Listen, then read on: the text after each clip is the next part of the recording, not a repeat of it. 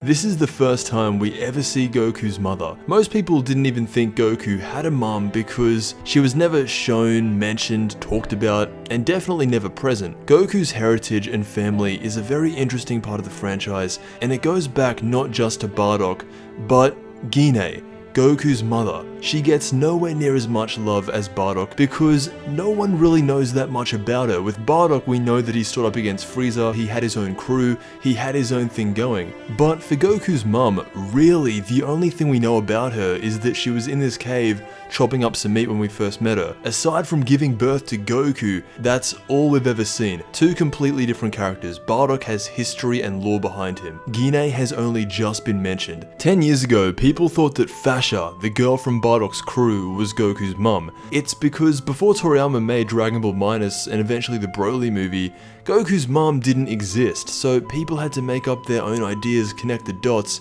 and that's why there were so many connections to Fasha, this random girl from Bardock's crew. Throughout the series, there isn't a mention of Goku's mother at all, and there's a very simple reason. Along with the rest of the Saiyans, she's dead. Goku never got to know her, and with being more interested in training and fighting and getting stronger, just like his dad, he doesn't care.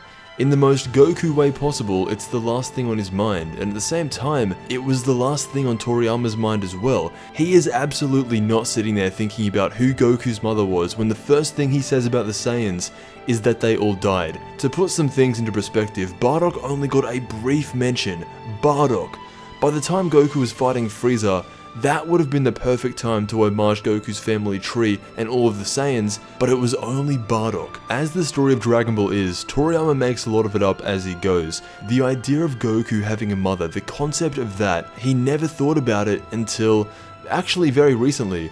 She appears right at the start of Dragon Ball Super Broly, and now more than ever it would be so interesting to see a Goku who is this developed, essentially a god, interact with his biological low-class Saiyan parents, especially Gine. That's why she's only been mentioned in the 21st century. Beyond the Frieza saga, the Saiyan lore, and all of that stuff that we're getting now, it wasn't relevant to the story at the time. Dragon Ball Z was all about Super Saiyans, Gohan, and fusion.